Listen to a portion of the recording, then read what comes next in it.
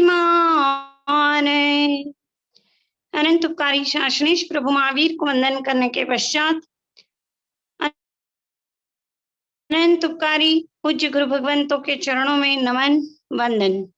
उपस्थित सभी धर्म प्रेमी बंधुओं, आज का हमारा विषय तो है अंतराय कर्म। क्या करे, कार्य होता ही नहीं, सफलता मिलती नहीं, क्या करे।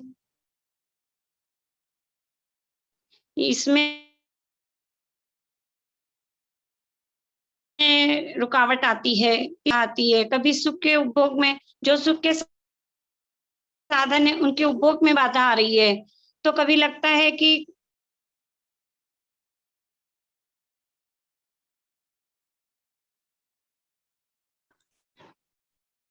खाने पीने का समाधान अंतराय कर्म देता है।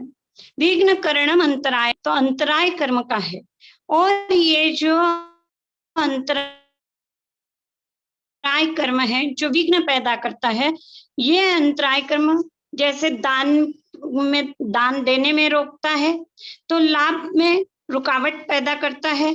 फिर उसके पश्चात जो देने में तो की लाभ में की, उसके पश्चात भोग और उपभोग के साधन में जिसने अंतराय पैदा की, तो इस तरह से ये ये अंतराय कर्म हमको विघ्न पहुंचाते रहता है।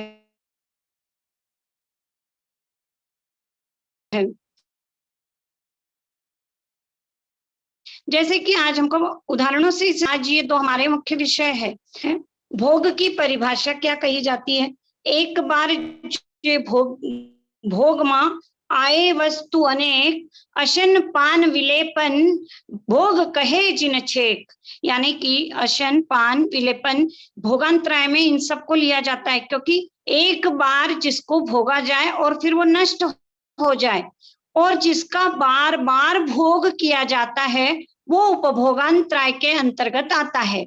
जिसका एक बार भोग किया जाता है और उसके पश्चात वो वस्तु नष्ट हो जाती है, तो वो भोगांतराय के अंतर्गत आती है। और जिसका भोग हम बार बार कर सकते हैं, वे सभी वस्तुएं उपभोगांतराय के अंतर्गत आती है। सात्विक व्रत में जो कहा जाता है, उपभोग परिभोग का उपभोग यहाँ का भोग है और वहां का परिभोग यहाँ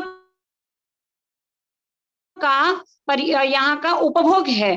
तो हमको ये समझना होगा कि वहां का उपभोग यहाँ का भोगांतराय है। इसको आज हम कुछ उदाहरणों से समझने का प्रयास करेंगे। जैसे बहुत श्रीमंत है, खूब अनाप शनाप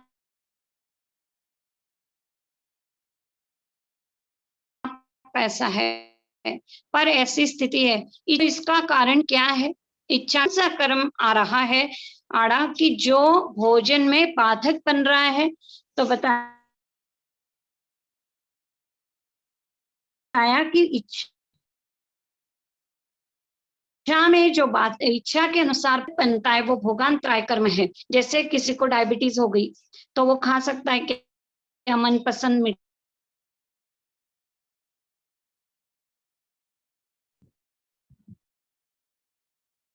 मिठाई खा सकता है।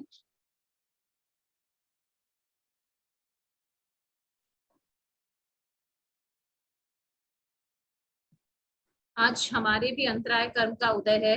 इस समय हमें धैर्य रखना है। नेहा जी की तरफ मनपसंद पेय पदार्थों को क्या होगी, उसको रोक रहा है भोगांतराय। तो त्रुटि हुई है। आवाज आ रही है? थोड़ा रुक रुक कर आ रही है, आपका नेटवर्क स्लो, थोड़ा लो है आपकी तरफ से नेहा जी। अच्छा, कोई नहीं, चालू रखो, आप करिए आप। ठीक है, चलो जितना सुनाई आएगा आज, और तो क्या कर सकते हैं। अब जैसे श्रेष्ठ भोजन बना हुआ है घर पर और भोजन करने भी बैठा व्यक्ति, पर क्या हुआ, अचानक कोई समाचार आए और दुकान पर जाना पड़ा, भोजन छोड़ना पड़ा बीच में। तो इस भोजन को किसने छुड़ाया? भोगांतराय कर्म ही तो छुड़ा रहा है।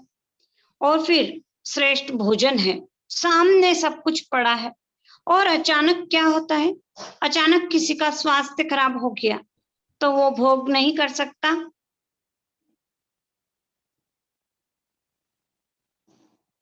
अब जो है भोगांतराय के कारण क्या हुआ, क्रोध किया पत्नी के ऊपर, माता के ऊपर। अब भोजन मिल गया, भोजन बना के रखा था और घर में अतिथि आ गए और उनको भोजन करा दिया, हमारे लिए कुछ नहीं बचा, तो क्या होगा? तो हम उस समय क्या करेंगे? क्रोध करेंगे पत्नी के ऊपर, माता के ऊपर क्रोध करेंगे। तो ये जो क्रोध किया तो वापिस हमने क्या किया, भोगांतराय का बंद कर लिया। अब जैसे चाय समय पर नहीं बनी, हम घर पहुंचे, चाय बनी हुई थी और इतने में पत्नी ने कहा कि घर में वो मेरा भाई आया था, मैंने उसको पिला दी, तो उस समय हमारी स्थिति क्या बनेगी? या कोई भी व्यक्ति आया, उसको पिला दी गई चाय, हमारे लिए नहीं रही, तो क्या होगा उस समय? उस समय भी काम नहीं बनेगा। उस समय फिर हमारे भोगांतराय का उदय ऐसा है कि हम नहीं कर पा रहे। और कहना चाहिए कि उस समय हमारी स्थिति क्या होती है, हम अशांत हो जाते हैं, संतप्त हो जाते हैं कि अरे क्या करें, हमको तो जो चाहिए था तो नहीं मिली, हमारे लिए जो बना के नहीं रखा। तो उस समय जो क्रोध आ रहा है तो हमने वापिस भोगांतराय का बंद कर लिया। और यदि हम सोचते हैं कि अरे नहीं, मुझे तो घर की व्यवस्था बनाए रखनी है, मुझे तो इनको डांटना ही पड़ेगा, बोलना ही पड़ेगा, नहीं तो कैसे व्यवस्था रह सकती है। तो यदि हम बोलने लग गए तो कहने में बाधा नहीं, पर कहे तो शांति से कहे। आज हमारी समस्याओं की मूल जड़ यदि कुछ है तो ये आहार और पानी, इससे अधिकांश झगड़े घर में होने लगते हैं।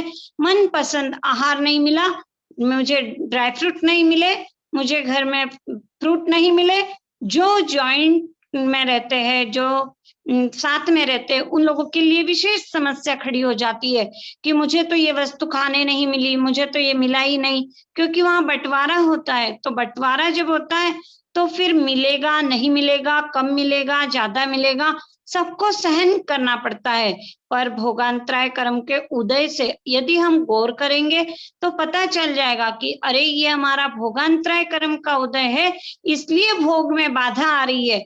तो फिर कोई समस्या ही शेष नहीं रह सकती है। और फिर उसके साथ ही यदि हम देखें कि अब घर गए मान लो और उस दिन खाना नहीं बना हुआ है, तो क्या होगा? पत्नी सोई है या जो माँ है सोई है, उस दिन आहार नहीं बना, तो क्या होगा? भीतर में झुंझलाहट पैदा होगी। अब जो झुंझलाहट पैदा हुई, कारण को हमने जाना नहीं तो झुंझलाहट होगी। यदि कारण को जान लेते तो झुंझलाहट का कोई कारण ही शेष नहीं रहता। क्योंकि यदि हम जान लेते कि अच्छा जो बनाने वाले हैं उनकी आज तबीयत ठीक नहीं है, या ऐसी कोई समस्या है कि वो यानी कि वो बना नहीं पाए, तो फिर कोई समस्या ही नहीं है। पर यदि हम कारण की खोज में न जाकर केवल क्रोध करते हैं तो क्या होगा? घरों में जो ज्यादातर क्लेश झगड़े खाने पीने की बातों को लेकर होते हैं, यदि भोगांतराय कर्म ध्यान में आ जाए तो फिर कोई समस्या ही शेष नहीं रह सकती है। भोगांतराय कर्म को कैसे तोड़ा जाए? अब आवाज आ रही है आपको सबको क्लियर? अब भोगांतराय को कैसे तोड़ा जाए कि कोई भोजन करे, यदि हम किसी को उस समय विक्षेप पैदा करते हैं, किसी के भोजन में रुकावट डालते हैं, यदि हम उसको खाना नहीं खाने देते हैं, यानी कि कोई नौकर है भोजन करने बैठा तो हम कहते पहले मेरा काम कर, तो फिर क्या होगा? मेरा काम कर यानी भोजन बाद में कर, तो दिक्कत होगी। हम वहां पर क्या बंद कर लेंगे? भोगांतराय कर्म का बंद कर लेंगे। फिर उसके बाद में किसी को भोजन देने से यदि हम रोकते हैं कि नहीं देना भोजन, उसको नहीं देना, गटर में डाल देंगे, पर किसी को देंगे नहीं, तो हम क्या कर रहे हैं? उस समय भोगांतराय कर्म का बंद कर रहे हैं। अशन और पान ऐसी वस्तुएं हैं कि हम इन पदार्थों में कितनी आसक्ति रखने लग गए कि हम उसको बचा बचा कर 2-2 दिन तक भी आहार करना चाहते हैं। पर यदि हम इसकी आसक्ति को हटाएंगे तो हमको समझ में आएगा कि अरे आहार और पानी में कभी भी अधिक खर्च नहीं होता है, और यदि हम उसका समय के साथ लाभ उठा लेते हैं तो हमारी तो दानांतराय भी टूट जाती है। यदि हमको वस्तु मिली है तो फिर हमको उसी समय किसी को दे देना चाहिए।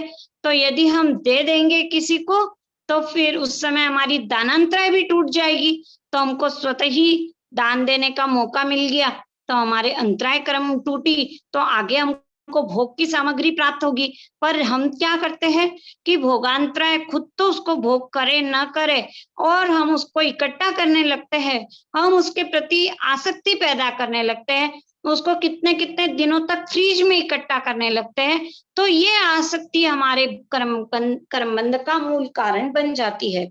अब भोजन तो करे, अब उसमें इतना तिरस्कार करने लग जाए, इतने शिकायत के भाव, इतना राग द्वेष करने लग जाए हम कि अरे ये कैसा भोजन बनाया, अरे ये तो अच्छा नहीं है, अरे ये तो ऐसा है।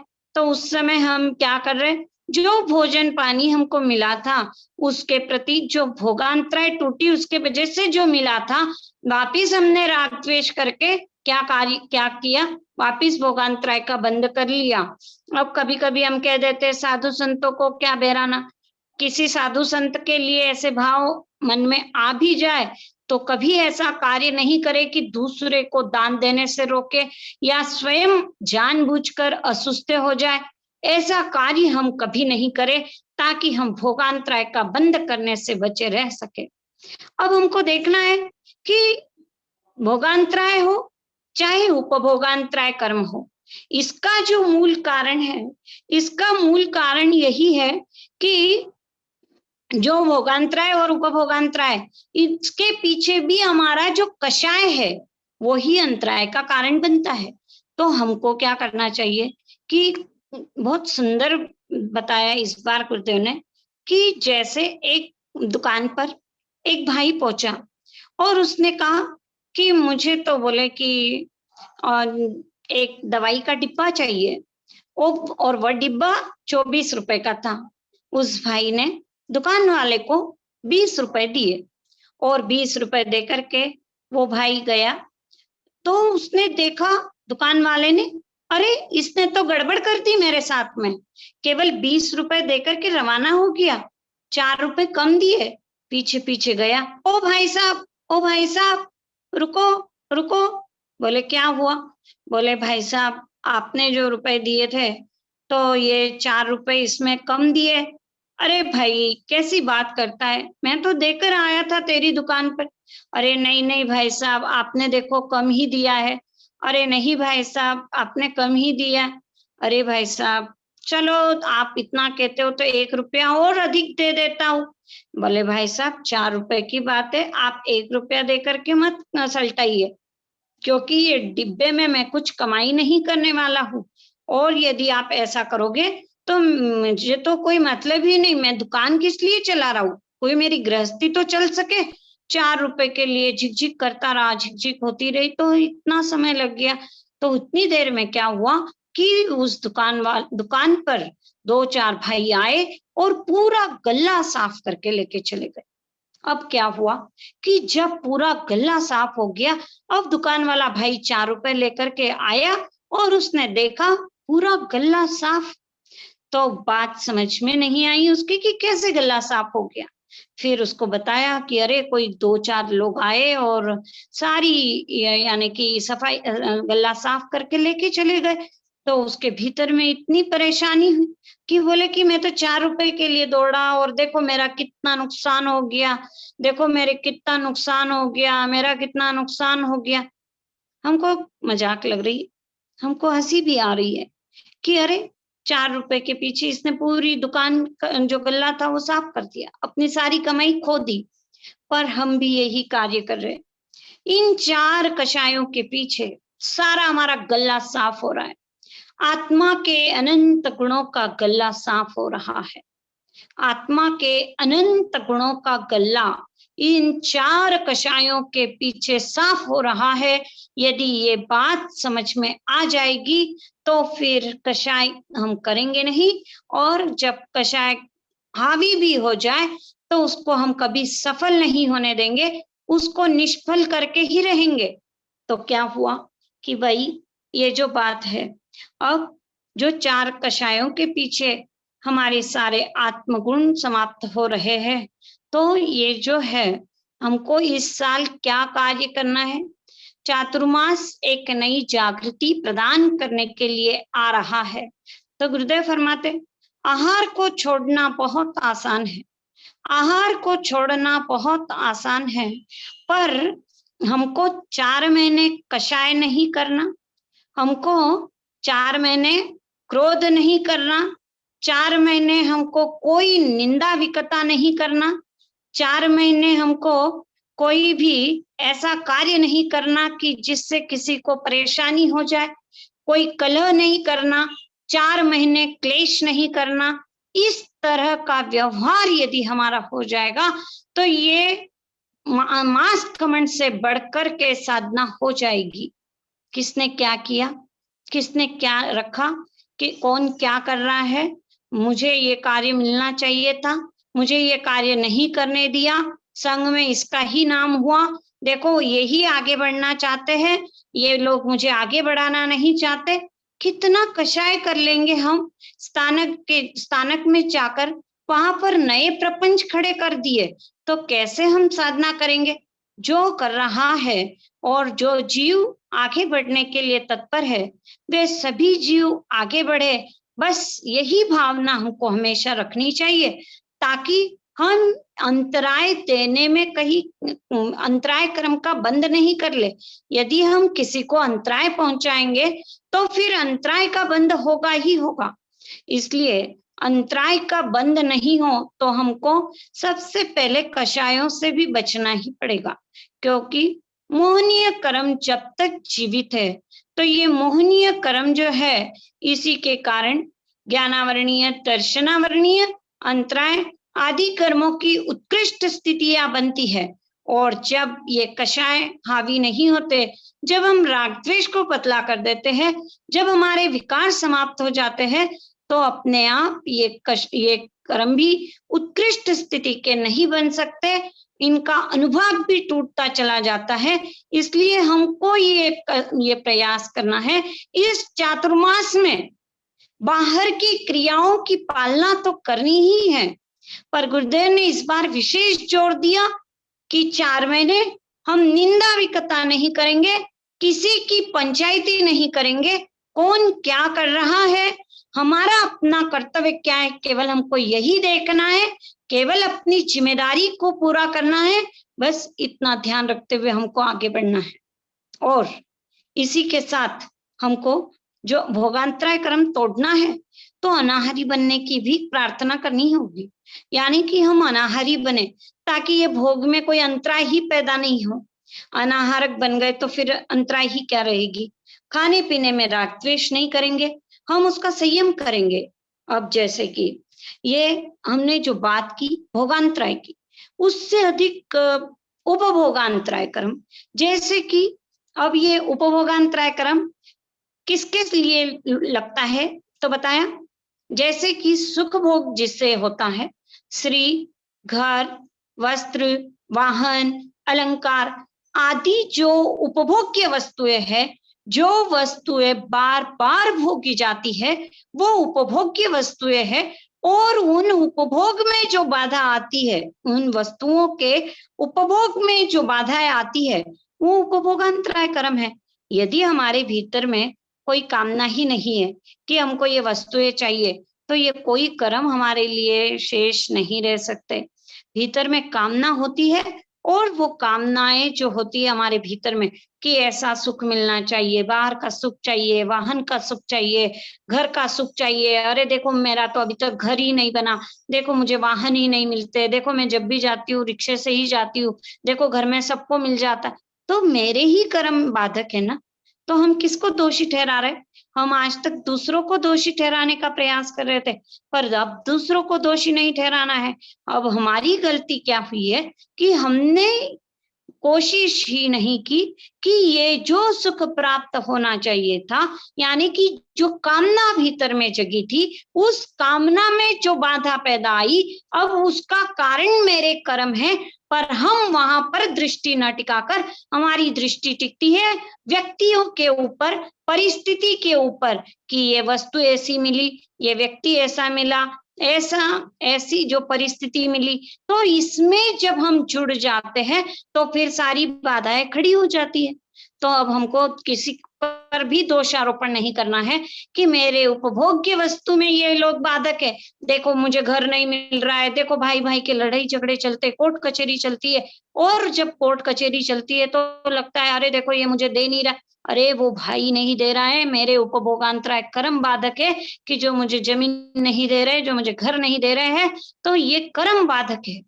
अब हमको ध्यान रखना होगा कि ये कर्म हमको कैसे विघ्न पहुंचा रहा है, जिन जिन कार्यों में हमको रुकावट आ रही है, आज हमारे कितने कार्य सफल नहीं हो पाते हैं, इसकी असफलता का कारण यदि हम खोजें तो ये कारण अंतराय कर्म अधिक रूप में बनता है, क्योंकि ज्ञान में अंतराय देने से ज्ञानावरणीय कर्म बनता है, दर्शन में अंतराय देने से दर्शनावरणीय कर्म बनता है। तो फिर वो जो कर्म उदय में आते हैं तो हमको लगता है कि अरे मुझे ज्ञान नहीं प्राप्त हो रहा है, अरे देखो मुझे ऐसा नहीं हो रहा, तो ये सारा अंतराय कर्म का एक बड़ा व्यापक क्षेत्र बन गया। और जो ये इतना व्यापक क्षेत्र है अंतराय कर्म, इसीलिए इसको 8वें नंबर पर रखना पड़ा, इतना व्यापक क्षेत्र है इसका।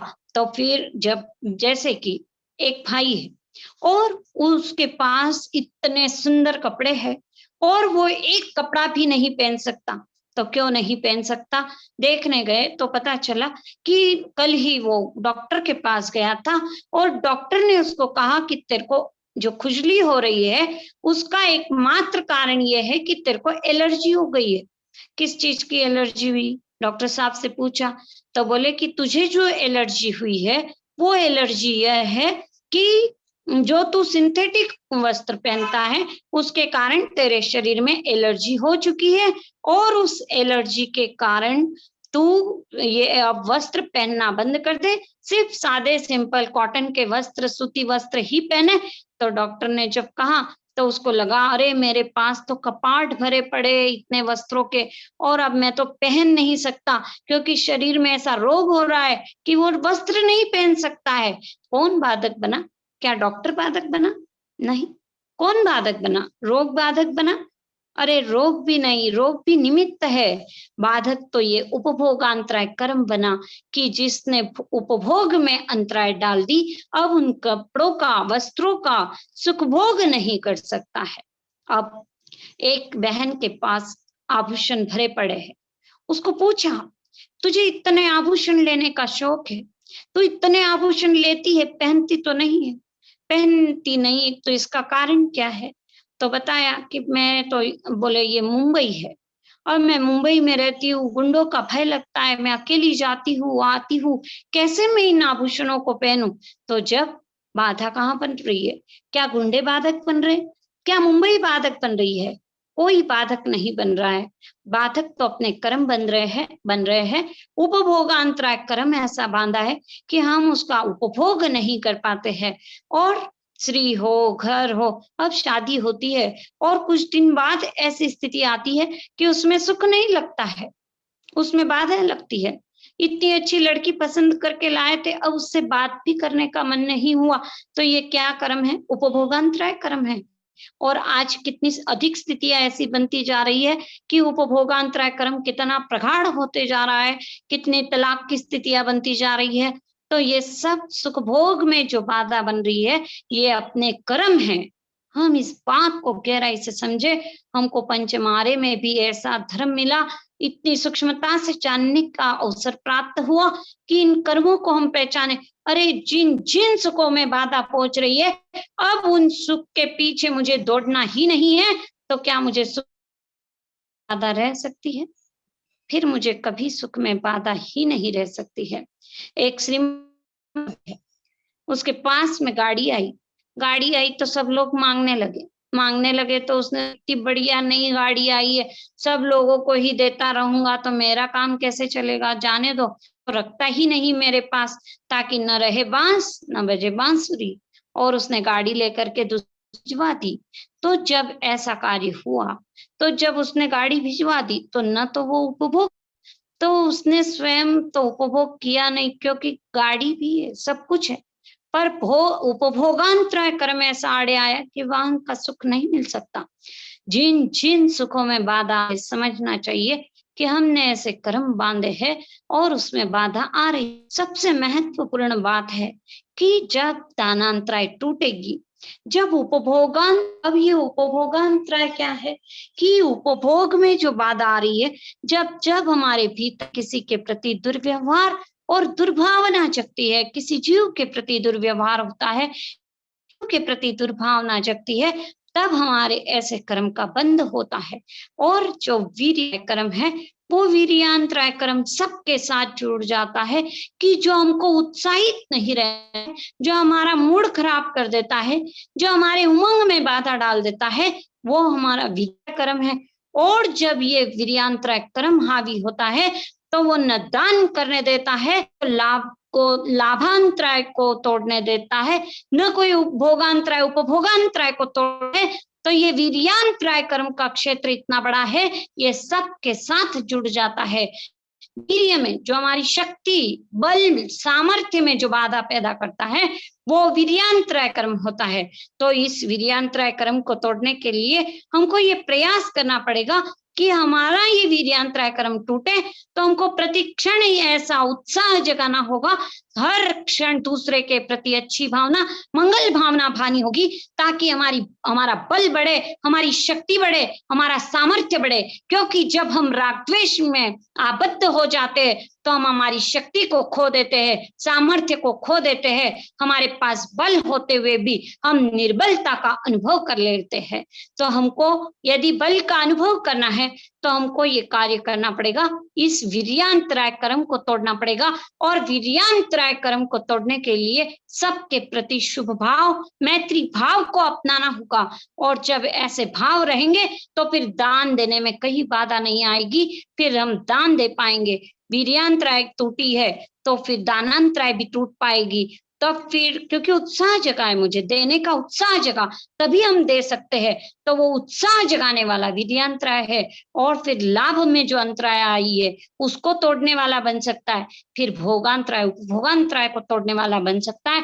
तो इसलिए हमको ये प्रयास करना होगा, इस चातुर्मास में ये प्रयास करना होगा कि हम किसी के कार्य में विघ्न नहीं डाले, बाधक नहीं बने, किसी के ज्ञान में बाधक नहीं बने। घर में कोई ज्ञान करने वाला है, सीखने वाला है, हम सबको सहयोग प्रदान करें, हम अतिथि सत्कार में आगे बढ़े। गांव में कोई आए हैं स्वधर्मी, तो उनकी सेवा शुश्रूषा करें। और इस तरह से हम आगे बढ़ सकते हैं कि यदि हम दूसरों की सेवा शुश्रूषा में तत्पर रहेंगे, तो स्वतः ही हमारे कर्म टूटते चले जाएंगे। और यदि हमारी दानांतराय नहीं टूटी, तो हम कैसे आगे बढ़ पाएंगे। दान में दान देना है, अतिथि आए, खूब आदर पूर्वक उनका सत्कार सम्मान करना है। पर आज ऐसी स्थिति है कि हम घर पर ले जाना नहीं चाहते। 2 मेहमान भी आ गए तो हमको पीड़ा लगती है कि अरे ये कहाँ से आ गए, अरे ये फिर तो हम ज्ञान ध्यान करेंगे ही नहीं क्या, अरे क्या इन्हीं के पीछे रात दिन हम लगाए रखेंगे। तो हम किस किस तरह से विचार करने लगते हैं। तो हमारी ये मलिन विचारों को हमको समाप्त करना पड़ेगा, तभी हम लाभ उठा पाएंगे। चातुर्मास काल का पूरा पूरा लाभ उठाना है। इस बार सबसे पहले रात्रि भोजन त्याग करना है, अष्टमी चतुर्दशी को हरि का त्याग करना है, और प्रतिक्रमण के पूर्व 10 मिनट पूर्व बैठ करके अपनी आलोचना निंदना करनी है। गुरुदेव बहुत सुंदर फरमाते हैं, एवं महम आलोयम, आलोचना करनी है यानी अपने दोषों को देखना है, निंदा करनी है यानी दोषों के प्रति व्यथा का अनुभव करना है कि अरे मेरे भीतर कितने दोष भरे पड़े हैं, मेरे भीतर में कितने दुर्भाव पैदा हो जाते हैं, कितने आवेग और आक्रोश हो जाता है मेरे भीतर में, कब कब कैसी कैसी स्थिति में। अपना निरीक्षण स्वयं करेंगे। और फिर जब ये दोष जनित सुख की आसक्ति में आबद्ध नहीं होंगे, तो फिर गरहा हो पाएगी। दोष जनित सुख की आसक्ति जब तक है, तब तक दोष टिके रहेंगे, दोष हट नहीं पाएंगे। और जब ये दोषों को उखाड़ने के लिए तीव्र वेदना जगेगी, संवेग गुण जगेगा, दुगुंचा भाव उत्पन्न होगा। हम प्रतिक्रमण में बोल तो देते, एवं महम आलोयम निंदीयम गरय्यम दुगुंचियम समम तिवीहेण पड़िकंतो वंदामी जिन 24। तो हम करते कहाँ हैं? आलोचना, निंदा, गरा, दुगुंचा हमारी हो ही नहीं पाती है। प्रतिक्रमण के पहले ऐसे भाव जगे तो चातुर्मास काल में हम जो प्रतिक्रमण करेंगे तो इतने शुद्ध भावों के साथ करेंगे ताकि हम इन जो दोष हमको लगे हैं उनकी हम शुद्धि कर सके। और इसके साथ ही चातुर्मास काल में धोवन पानी या गर्म पानी का सेवन करेंगे, कच्चे पानी का त्याग करेंगे। और सबसे महत्वपूर्ण बात है कि हम हमारे भोजन का समय निर्धारित करेंगे और इस तरह से निर्धारित करेंगे कि हमको हमेशा लाभ मिल सके। तो सुबह नौकाशी से पूर्व हमारा भोजन बन जाए, ताकि नाश्ता बन जाए, भोजन दोपहर का जल्दी बन जाए, शाम का जल्दी बन जाए। हम उसी टाइम भोजन करने की आदत डालें ताकि साधु साध्वियों के निमित्त हम कुछ बनाए नहीं और उनको हम निर्दोष आहार बेरा करके हमारी दानांतराय को तोड़ सके। तब फिर हम आगे बढ़ पाएंगे। हमको ये लाभ जिन के वहां चातुर्मास है वे जरूर इस बात का ध्यान रखे कि जहां जहां चातुर्मास है हमको सुपात्र दान का लाभ कैसे मिल सकता है, उसके लिए सजग रहेंगे। और इसके साथ ही चातुर्मास काल में व्याख्यान वाणी जो यदि हो तो उसका ध्यान रखेंगे, उसका लाभ उठाना ही है। पर विशेष रूप से एक बात इस बार ध्यान रखेंगे कि हमको क्या अध्ययन करना है, हमारी रुचि क्या है, आंतरिक रुचि क्या है, और उस रुचि के अनुरूप हम कैसे साधना में आगे बढ़ सकते हैं, इसका पूरा ध्यान रखेंगे। क्योंकि यदि हम अपनी रुचि के अनुसार आगे नहीं बढ़ते हैं तो फिर किसी के धक्का मारने से हम केवल धक्का स्टार्ट वाले, कोई जब तक धक्का मारेगा तब तक हम चलेंगे और जब तक धक्का नहीं मारेगा हम नहीं चल पाएंगे। तो हम ये ध्यान रखेंगे कि हम धक्का स्टार्ट नहीं बने। हमको ये कार्य करना है कि धक्का स्टार्ट तो हमको बनना ही नहीं है। हमारी गाड़ी यदि कोई धक्का स्टार्ट है तो हमको वो पसंद नहीं आती है, हम उसको तुरंत हटाना चाहते हैं। वैसा स्कूटर भी घर में नहीं चाहिए, वैसी गाड़ी घर में नहीं चाहिए, हमको तो ऑटो स्टार्ट चाहिए। और हमारा जीवन ऑटो स्टार्ट नहीं रहे चल सकता है क्या? ऐसा जीवन अच्छा रहेगा? हमको ऐसी गाड़ी पसंद नहीं है पर वैसा जीवन पसंद हो सकता है क्या? तो फिर हम क्यों ऐसा जीवन रखते कि अरे कोई बोलेगा तो हम पढ़ेंगे, कोई बोलेगा तो हम आगे बढ़ेंगे। स्वाध्याय महत्वपूर्ण है, स्व का अध्ययन तो करना है और स्व का अध्ययन करने के लिए जो साहित्य हमारे लिए उपयोगी है उन साहित्य का पारायण करना है। तो वैसा साहित्य अपनी रुचि के अनुसार मार्गदर्शकों का मार्गदर्शन लेकर के हम आगे बढ़े कि हमको किसका अध्ययन करना चाहिए, इस विषय में हमको रुचि है तो इस विषय में हम कैसे आगे बढ़े, मार्गदर्शक से हम मार्ग पूछ करके हम आगे बढ़ने का प्रयास करें। हमने आज अंतराय कर्म को अंतराय के साथ देखने का प्रयास किया और ये तो हमने जो अंतराय को समझने का जो देखा है कि विघ्न करना ही अंतराय का कार्य है। तत्वार्थ सूत्र की परिभाषा में आया विघ्न करणम अंतरायस्य, विघ्न करना अंतराय का कार्य है। क्या करूं, मुझे ऐसे प्राप्त नहीं होता है, क्या करूं, मुझे तो आहार पानी में ऐसा चलता ही नहीं है, क्या करूं, ऐसा ही घर मिलता ही नहीं है, क्या करूं, मुझे ये होता ही नहीं। हर जगह जो बाधा आ रही है, इस बाधा का कारण केवल और केवल मेरा अंतराय कर्म है। इस कर्म को तोड़ने के लिए हम अब दूसरों को सहयोग प्रदान करें। किसी के कार्य में जहां रुकावट आ रही है दूसरे के कार्य में, हम वहां उसको सहयोग प्रदान करते चले जाएं तो हमारे अंतराय कर्म टूटते चले जाएंगे और हम आगे बढ़ते चले जाएंगे। तो इसलिए हम प्रयास करें और अपना गहराई से निरीक्षण परीक्षण करते हुए आलोचना, निंदा, करहा, तुकुंचा ये महत्वपूर्ण प्रतिक्रमण के जो अंग है, क्योंकि जब तक दोषों को जानेंगे नहीं, दोषों से छुटकारा नहीं हो सकता। दोषों को जानने पर ही दोषों से छुटकारा हो सकता है। कमी के रहते हुए कमी का अनुभव न करना ही परम भूल है। कमी के रहते हुए कमी का अनुभव नहीं करना ही परम फूल है, हमारे भीतर में इतनी कमियां है और हम उसका अनुभव नहीं करते, तो ये परम फूल है, इस परम फूल को समाप्त करना है। तो अपने दोषों को जाने और महसूस करे और उसके प्रति इतनी वेदना व्यथा जगे, इतनी व्याकुलता जगे कि अब ये दोष भीतर में जीवित न रहने पाए, इतनी व्याकुलता हमारे भीतर में जगती चली जाए। और जब ये व्याकुलता जगेगी तो दोष स्वतः ही समाप्त होने में देर नहीं लगेगी, दोष स्वतः ही समाप्त होते चले जाएंगे। पर भीतर में वो वेदना जगाए, वो व्यथा जगाए, वो व्याकुलता जगाए, वो संवेग गुण जगाए, तो हम निरंतर आगे बढ़ेंगे। गुरु भगवंतों की अनंत कृपा से चातुर्मास काल का हम सभी सुंदर रूप से लाभ उठाए, यही शुभ भावना मंगल कामना के साथ सभी से जय जिनेन्द्र।